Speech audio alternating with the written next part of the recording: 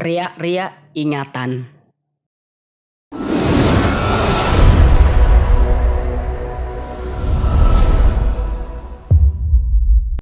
Dalam bayanganku, kafe ini akan seperti kafe pada umumnya. Ternyata tidak. Rumput gajah menghampar hijau. Pohon bunga kamboja berjejer. Bangunan kafe tidak tampak dari luar. Rasanya seperti sedang bertamu ke rumah orang, bukan mengunjungi sebuah kafe. Aku diam beberapa detik untuk memastikan kesesuaian nama kafe di papan nama dengan yang kucatat di HP-ku tadi malam. Benar, Rumah Kopi Lu Mintu. Dilengkapi tulisan dengan huruf Mandarin warna merah yang tidak bisa kueja. Lampion dan tirai merah khas Tionghoa di atas pintu masuk menegaskan kalau kafe ini memang bertema oriental klasik. Aku menatap sepasang patung singa besar yang menjaga pintu masuk. Pintunya unik karena berbentuk gebyok dari kayu jati kuno yang tidak dipoles. Kusibak tirai merah sambil menunduk karena pintunya sedikit rendah. Sekelilingnya adalah pagar dinding dari batu. Patung-patung Cina berdiri kokoh di sekitarnya. Sampai dalam kafe, aku semakin takjub. Rasanya lebih mirip masuk ke sebuah galeri daripada masuk ke rumah kopi. Benda-benda antik tersebar di seluruh ruangan. Kursi-kursi dan meja dari rotan dan kayu dengan warna alami tertata rapi. Seluruh bagian dinding kafe dipenuhi hiasan klasik. Bahkan terlalu penuh menurutku. Lukisan-lukisan, figura-figura foto, keramik-keramik lawas dan alat-alat rumah tangga seperti mangkuk, gelas, dan rantang kuno memenuhi lemari-lemari yang kacanya berdebu dimakan usia. Gel yang kupijak entah berapa ratus tahun usianya. Lampu-lampu tua bergantungan di langit-langit. Aku celingukan mencari di mana meja pemesanan. Ternyata di sebelah kiri sedikit turun melewati tangga batu. Sepertinya ini memang tempat bertemu yang pas untukku dan Mas Biru yang sama-sama menanggung luka perpisahan. Banyak hal baru yang mengecoh kami selain hanya memikirkan kenangan. Aku memutuskan mengecek HP-ku dulu sambil duduk di sebuah kursi kayu yang menyerupai dipan. Di depanku sebuah lesung padi kuno menjadi pengganti meja. Kursi ini sangat lebar. Sampai-sampai tubuhku yang lungkrah ingin kurebahkan. Aku baru sadar HP-ku silent sejak semalam. Mas Biru 10 kali meneleponku dan aku tidak tahu.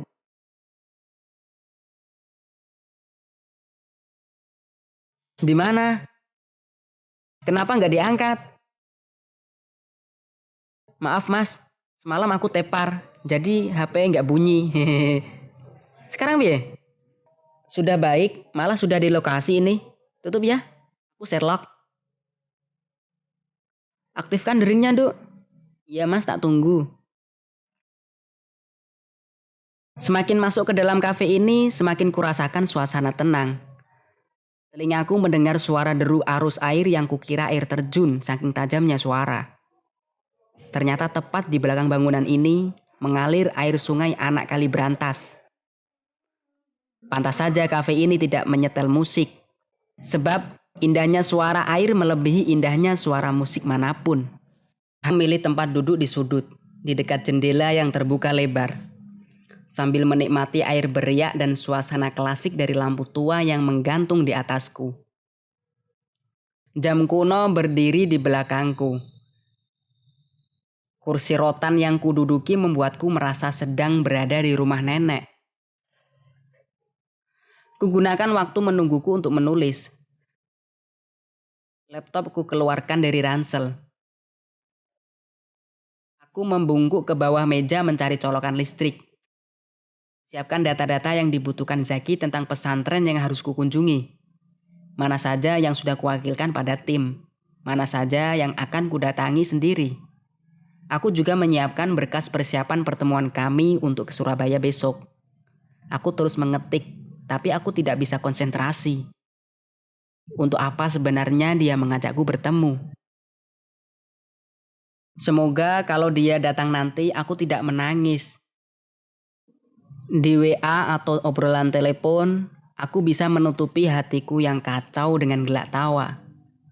Tapi hari ini lain. Aku akan kembali menemukan senyum dan tatap matanya. Aku harus kuat. Aku tidak boleh tunjukkan luka. Aku selalu berduka setiap kali ku ingat puisinya. Hatiku membengkak dan jantungku menyusut. Kala aku berperang dengan diriku sendiri, ditebas tiada patah, ditusuk tiada musnah. Setiap kali ingat bait itu aku terseduh. Betapa Mas Biru dalam kebimbangan. Aku harus tegar dan tak boleh tunjukkan pedihku atau ia semakin tenggelam dalam kepiluan. Dari kejauhan, kulihat Mas Biru datang. Kepalanya menunduk saat memasuki pintu kafe. Ia mengenakan jeans hitam dan kaos biru tua. Hatiku berdegup sesaat. Lalu mataku memanas karena ingat bahwa aku tak boleh lagi merawat harapan. Ia mengedarkan pandangan. Menatap lama ke arah teleskop kuno. Lalu melihat-lihat dinding yang dipenuhi barang antik. Saat matanya menemukanku, dia tersenyum. Ya Tuhan, aku sudah lama melupakan senyum ini dan berhasil. Lalu hari ini kau siksa aku lagi dengan senyum yang sama. Dia mendekat. Aku menasihati diri sendiri agar tenang dan tidak meledakkan tangis. Dia duduk di depanku, langsung bersandar pada tembok. Aku memasang senyum. Sehat, Dok? Dia bertanya setelah duduk dengan tenang. Sehat dong, lah ini tambah tembem pipiku. Begitu jawabku sambil menggelembungkan pipi. Padahal tidak. Tidak ada yang baik setelah dia pergi. Aku menangisi malam-malamku dengan kerinduan yang sakitnya tak terperi. Bayangan kebersamaan kami terus mengusik pikiranku. Aku bahkan menyetir mobil sambil menangis, mengingat ruas-ruas jalan di Jogja yang kulalui bersamanya. Setiap kali Jogja hujan, aku selalu menggigil kedinginan di sudut ruangan, sebab seperti diguyur kenangan. Dia tidak boleh tahu aku pernah begitu konyol karena selama hampir 1 bulan, waktu senggangku hanya kugunakan untuk melihat WA-nya online atau tidak. Aku tak berani menyapa lebih dulu, karena takut dia sedang menikmati masa-masa indah pengantin baru dengan istrinya. Jadilah aku hanya bicara dengannya kalau membahas pekerjaan, walau cerita yang kusimpan begitu panjang. Sejak dia pergi, aku memang sering konyol. Jarang aku menghabiskan waktu untuk datang ke tempat-tempat yang kami kunjungi dulu sambil membaca novel romantis, puisi dan menonton film-film drama. Padahal belum pernah kulakukan sebelumnya. Saking konyolnya, sejak dia menikah, musik yang kuputar di mobilku hanya satu lagu. Someone Like You, Adele. Kadang aku menyanyikannya lirih, kadang lantang, kadang meraung-raung. Aku berhenti melakukannya sejak Mas Arya mengenalkanku pada aktivitas baru. Setelahnya aku sadar, kita baru bisa berhenti mengenang seseorang kalau kita penuhi hati dan pikiran kita dengan hal-hal baru. Lancar perjalanan? Lancar dong, aku tersenyum. Lalu mendongak ke atas. Melihat lampu-lampu kuno yang menggantung di langit-langit. Lampion merah bergerak-gerak tertiup angin. Damar Petromax yang berjejer di sisi kanan bergerak pelan oleh angin yang sama. Aku menahan air mataku agar jangan sampai terjatuh, menyadari bahwa aku sangat merindukannya.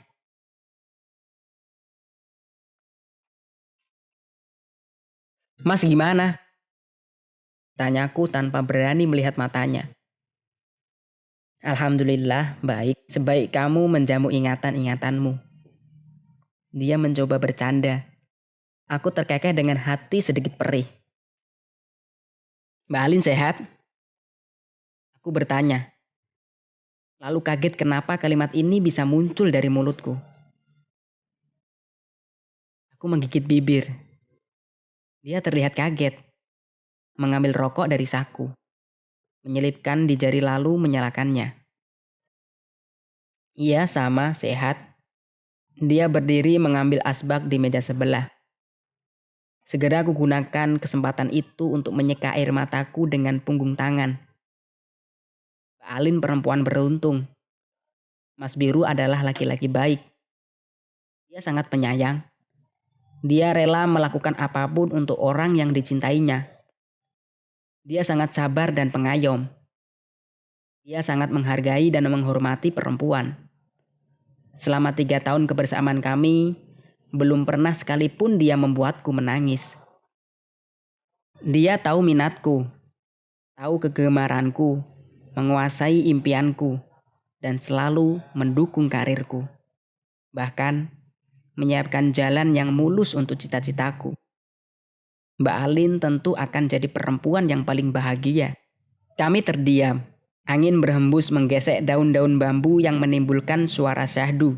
Deru air sungai makin jelas terdengar. Kali ini lebih mirip suara hujan deras. Aku ingat di masa lalu, kami pernah begitu dekat. Kenapa milih tempat ini, Dok? Kok nggak di kafeku aja? Nggak ah, di sana green tea latte-nya nggak enak. Jawabku santai. Dia tersenyum hambar.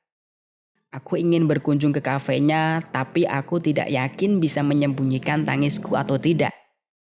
Sebab kafe itu adalah wujud cinta kami. Kafe itu adalah hasil diskusi siang malam kami. Bagaimana mungkin aku memilih bertemu di sana? Sedang setiap sudutnya adalah konsepku yang ia wujudkan. Aku tak mungkin mengunjunginya kecuali memang ingin tenggelam dalam tangis. Itu bukan hanya akan menyiksaku, tapi juga menyiksanya. Kalau aku sedih, tidak akan berimbas pada siapapun. Kecuali aktivitasku yang mungkin agak terbengkalai. Tapi kalau dia yang sedih, kepedihannya, kenangannya, tentu berimbas pada kehidupan barunya. Aku tidak mau hal itu terjadi. Memangnya di sini green tea latte-nya enak? Dia bertanya membuyarkan lamunanku. Laki-laki ini memiliki semua hal. Semuanya. Kecuali kesempatan untuk memperjuangkan cintanya sendiri. Belum tahu. Ini baru mau pesan. Tadi nunggu Mas datang. Mas mau apa? Aku menyodorkan buku menu. Dia tidak menjawab dan justru menatapku. Tatapan itu membuatku ingat hari-hari yang sudah berlalu. Ia cenderung bicara seperlunya kepada orang lain. Tapi kepadaku, kasih sayang dan perhatiannya selalu penuh. Aku kopi saja, Duk. Dia membuyarkan lamunanku. Dia tidak duduk tepat di depanku.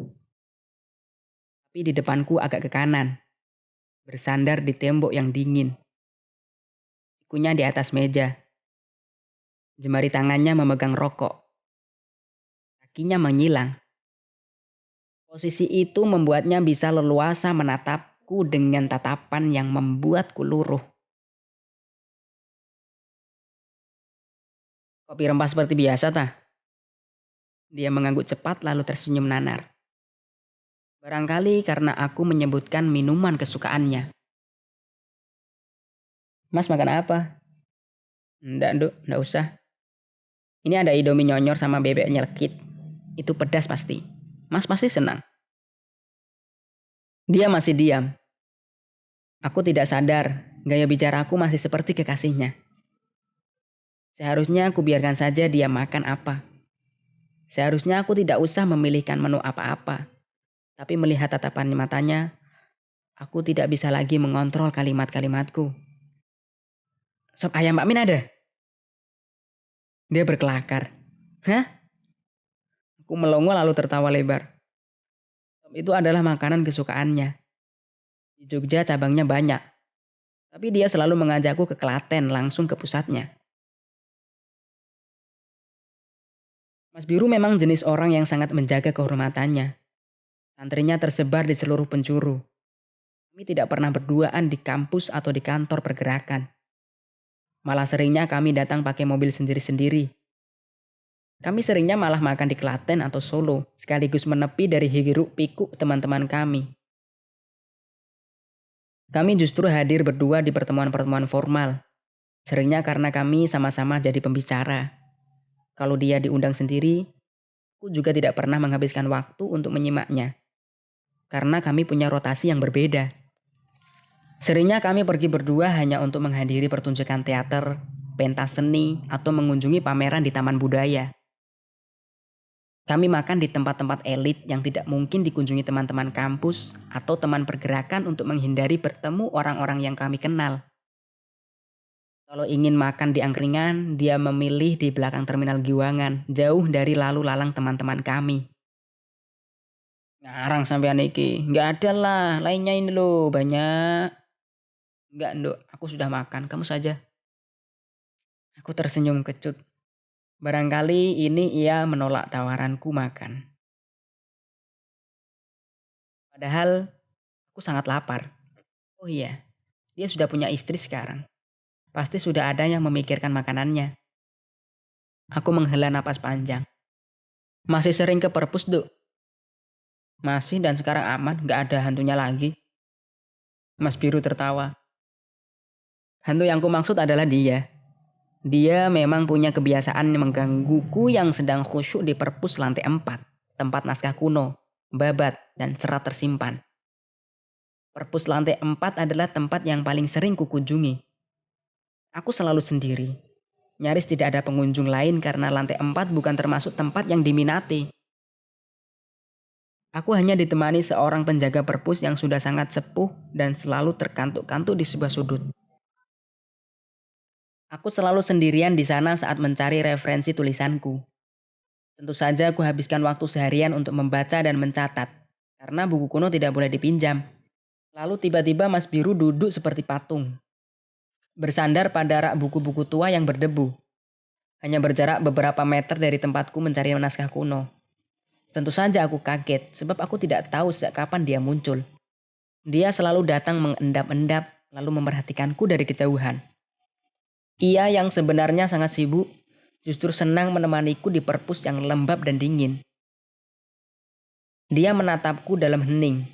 Setiap aku memintanya pulang karena aku sedang sangat konsentrasi, dia selalu bilang bahwa dia sengaja datang untuk menikmatiku yang menurutnya semakin bersinar saat sedang serius membaca atau menulis. Masih terus menulis kan? Masih dong. Bagus, jangan sampai berhenti berkarya. Aku selalu menunggu tulisanmu. Aku mengabaikan kalimatnya karena itu membuatku sedih. Mas Biru selalu mendukungku. Setiap kali tulisanku terbit, ia melimpahiku dengan hadiah buku-buku yang bagus dan langka.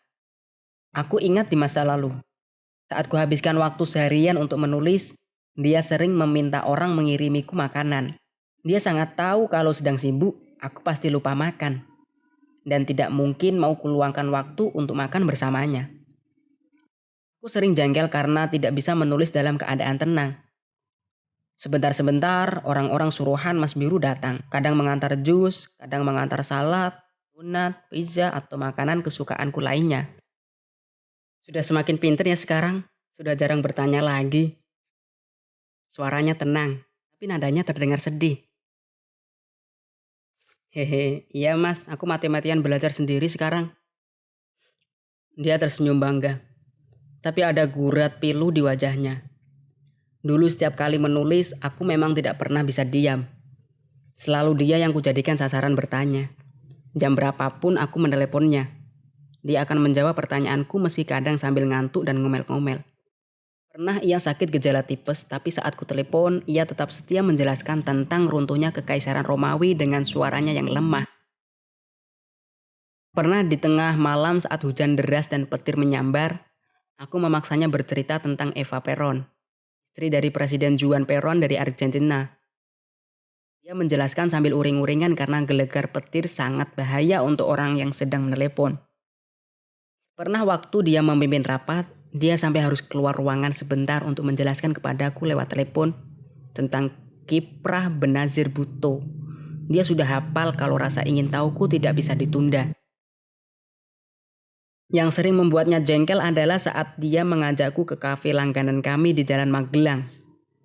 Dia ingin menepi berkeluh kesah dan mencari indahnya romantisme kami berdua di tempat yang jauh dari jangkauan teman-teman, tapi aku justru memaksanya bercerita tentang kiprah Indira Gandhi, PM India, Victoria, si Ratu Inggris Raya di masa lalu, atau tentang Mary Antoinette dan perempuan penguasa lainnya.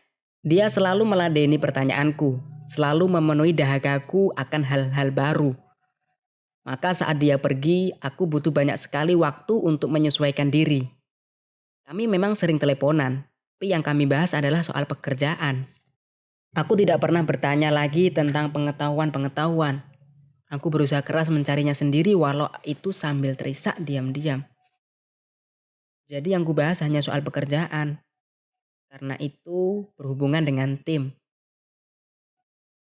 Awalnya kupikir baik aku ataupun Mas Biru tidak mungkin bisa serta-merta putus komunikasi. Harus kukurangi, tapi perlahan. Sampai akhirnya aku sadar, aku tidak boleh terus-terusan mengusik hari-hari Mas Biru meski itu untuk urusan pekerjaan. Hari ini aku menyetujui pertemuan ini karena aku akan pamit pergi jauh dari kehidupannya.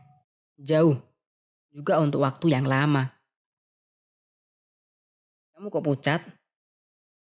Dia bertanya sambil mengembuskan asap rokoknya.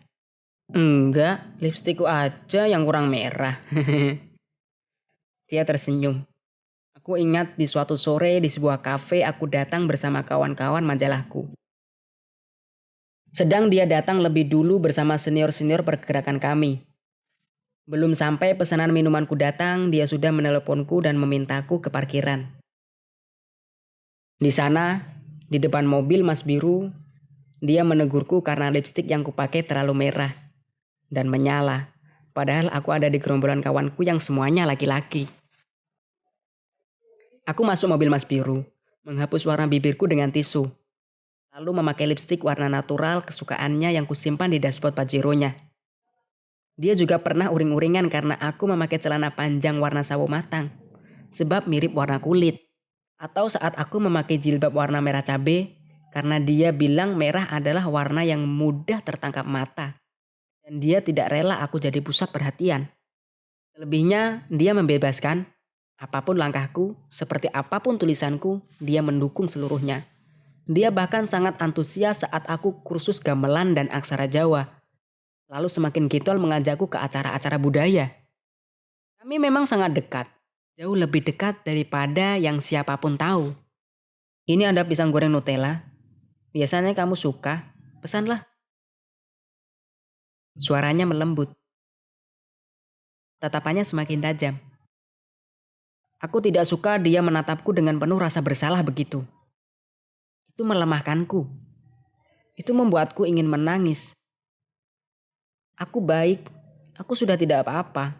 Dia tidak perlu melihatku begitu. Aku tahu sejak semula dia tidak jahat. Dia juga tidak bersalah. Dia tak pernah mengkhianatiku. Keadaanlah yang memisahkan kami. Itu di luar kuasa kami. Tatapan itu membuat rinduku kepadanya merintik pelan lalu membadai. Aku tahu cintanya belum musnah. Hatiku teradu-adu. Aku ingat seluruh perhatiannya di masa lalu. Dengerin deh. Suara air sungainya tajam ya mas. Seperti suara hujan. Kita ada di Riverside, anak sungai berantas itu. Itu di belakang. Aku mengalihkan tatapannya. Sejujurnya aku tidak kuat kalau dia menatapku begitu. Dia menoleh ke arah sungai. Kami berdua diam. Mendengarkan air sungai. Menikmati suara burung-burung liar. Bahagiakah ia dengan pernikahannya? Kenapa ia tidak mau bercerita? Jadi ingat bukunya Paulo Coelho, By Driver Pidra, I Said, Sound and Verb. Di tepi sungai Pidra aku duduk dan menangis. Iya, aku juga senang buku itu. Dia menyahut. Iya, konon segala sesuatu yang jatuh ke sungai Pidra, baik itu dedaunan atau serangga atau bulu burung, akan berubah menjadi batu yang membentuk dasar sungai. Tokohnya yang sedang patah hati ingin mengeluarkan hatinya dan melemparkannya ke arus, agar kepedihan dan rindunya mengendap ke dasar sungai dan berakhir, agar ia bisa melupakan semuanya. Dia menatapku nanar. Aku tersenyum. Kisah kepedihan itu memang kubaca berkali-kali. Aku menyukainya, membuatku merasa tidak seorang diri menanggung luka. Ku dengar ia berkali-kali menghela napas panjang. Aku menyesal membahas soal Sungai Pedra itu. Hanya mengundang kepedihannya saja. Rengganis, dengarkan aku. 3 hari sebelum aku menikah, aku sempat nyari kamu kemana-mana. Tapi kamu gak ada dimanapun. Kamu di mana? Dia terduduk tegak, mematikan rokoknya. 2 tangannya di atas meja. Suaranya terdengar parau. Matanya membasah. Sekali saja kulihat air matanya menitik, tentu tangis yang kutahan jadi menghebat. Untung dia menahan diri. Dia tidak pernah membahas ini di telepon atau di chatting WA kami. Dia menanyakan langsung. Hatiku tersayat-sayat mengingat betapa keras usahanya mencariku menjelang pernikahannya. Bapak, ibu, saudara, dan semua teman-temanku memberitahuku soal ini. Aku menunduk memilih kalimat apa yang tepat untuk menjawab pertanyaan ini. Kamu di mana? Dia mengulang pertanyaan. Aku terdiam, menenangkan badai di hatiku sendiri. Jangan pernah berpikir aku tidak mencoba memperjuangkanmu. Itu keliru. Aku memang salah, Nduk. Tapi aku sudah berjuang. Dia menatapku tajam. Aku ada di dekat pesantren Mbak Alina. Jawabku lirih. Aku memalingkan muka melihat keramik-keramik tua, mencoba menahan isak. Ya Allah, untuk apa? Enggak apa-apa, Mas. Penasaran aja, Mas, kalau pakai baju pengantin kayak apa? Aku menjawab sekenanya sambil menghindari hunjaman tatap matanya.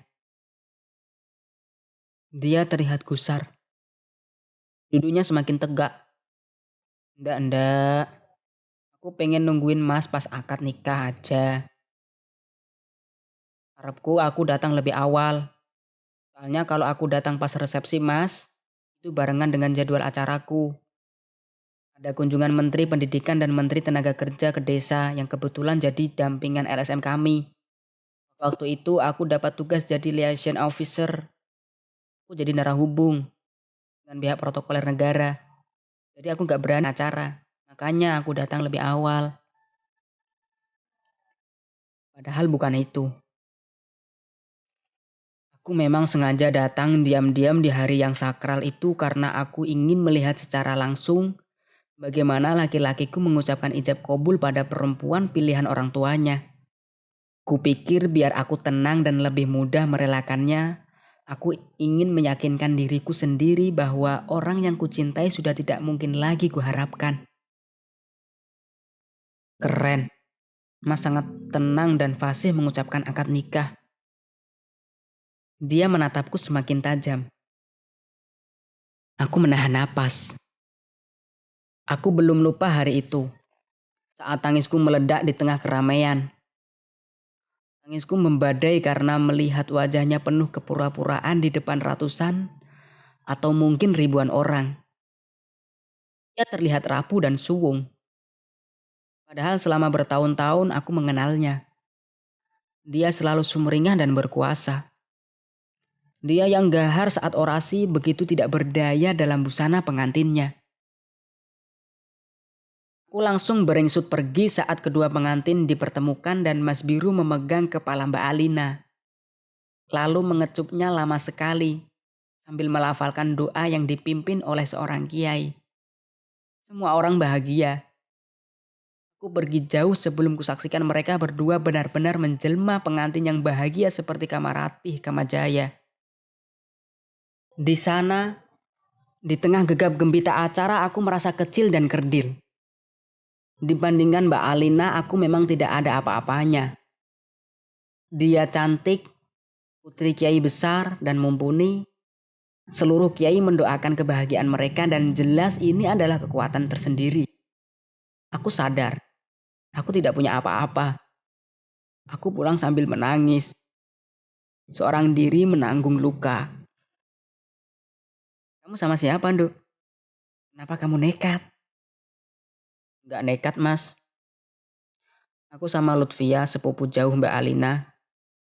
Dia kaderku di majalah. Kebetulan saja aku ada di sana. Aku menginap di rumah Lutfia itu. Jawabku tenang. Padahal waktu itu badai tangisku begitu dahsyat. Apalagi saat ku baca ulang semua percakapan kami di WA, email, dan jejak kebersamaan kami di foto-foto. Aku ingat banyak rencana yang belum sempat kami wujudkan. Sedang dia sudah menapaki hidup barunya. Aku terseduh dan Mas Biru tidak tahu. Dia terus menatapku. Aku melihat luka di matanya. Aku melihat kerinduan menyeruak di balik senyumnya. Aku melihat diriku sendiri dalam dirinya. Nduk, aku minta maaf. Aku sudah, aku kesana dulu. Waitersnya nggak datang-datang. Aku haus, Mas. Aku segera ngeloyor pergi. Melangkah melewati lemari kuno yang berisi perabotan antik. Figura-figura tua yang membingkai foto hitam putih. Melewati patung-patung Cina, menuju sebuah sudut seperti dapur yang merupakan tempat pemesanan. Biarkan Mas Biru tetap di tempat duduknya. Aku bukan haus.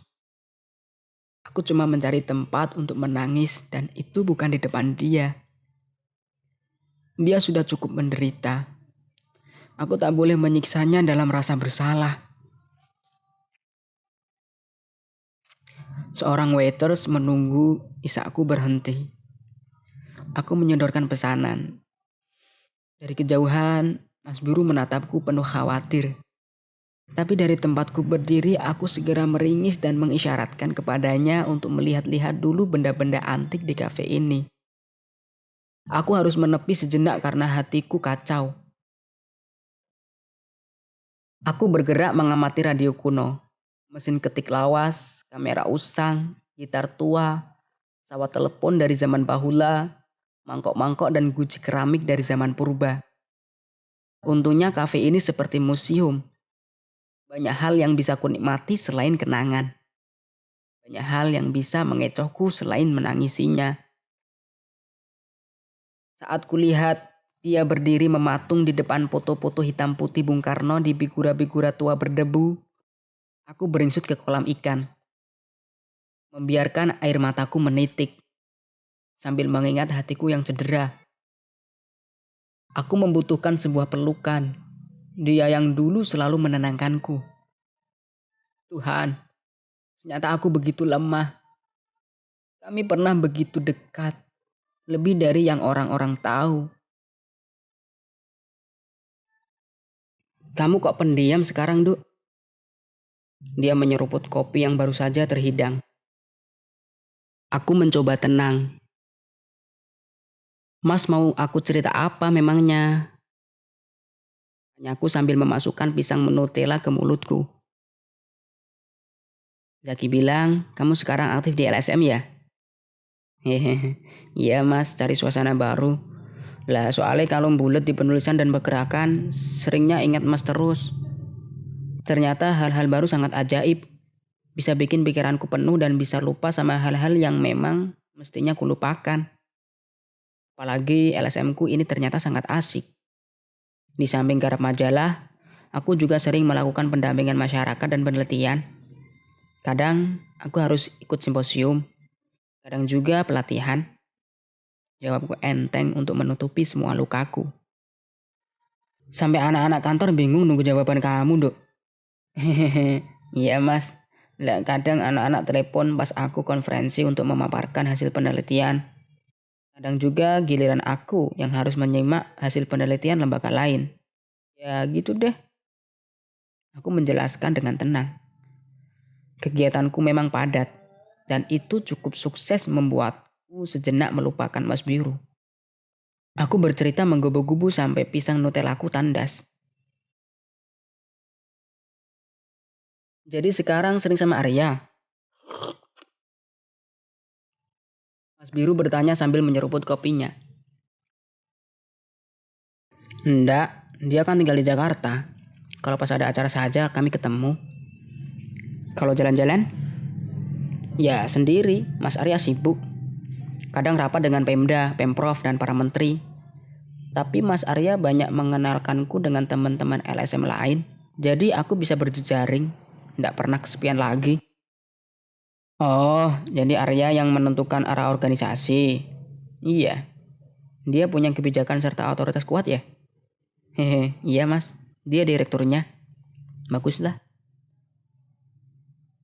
Hening, kami terdiam lama. Mendengarkan deru suara air sungai. Nada bicaranya terdengar aneh. Padahal selama kami bersama dulu, dia selalu membebaskan, tapi tidak membiarkan. Dia memahami semua aktivitasku. Aku juga tidak pernah dikekang walaupun aku sering pergi rapat majalah di warung kopi bersama teman-teman majalahku yang hampir semuanya laki-laki. Dia juga tenang saat aku pergi bersama mereka keluar kota selama berhari-hari. Ku dengar WA-nya berdenting karena ia meletakkan di atas meja. Aku bisa melihatnya sekilas. Oh, dari istrinya. Aku tidak bisa membaca kalimatnya, tapi bisa kulihat dengan jelas foto-foto masakan yang lezat. Ya, aku ingat. Itu masakan kesukaan Mas Biru. Pantas saja ia tidak mau pesan makanan. Istrinya yang cantik sudah memasakkan untuknya makanan kesukaan. Dia memang perempuan asing, tapi dia punya banyak kesempatan. Aku memang perempuan yang mengenalnya lebih awal, bahkan lebih lama, lebih dekat dari orang yang lain tahu. Tapi aku tak punya lagi kesempatan. Aku tak memiliki apapun selain kenangan. Sesuatu yang sesak memenuhi rongga dadaku. Mataku memanas. Aku langsung lemas. Tidak lagi bersemangat melanjutkan ceritaku. Dia menutup chatroom, tidak membalas. Lalu menggeser HP-nya agak jauh. Dia kembali memperhatikanku. Tapi aku terlanjur meranggas. Aku merasa kalah. Setengah mati ku tahan agar bulir air mataku tidak mengalir di depan Mas Biru. Dia menatapku dalam diam.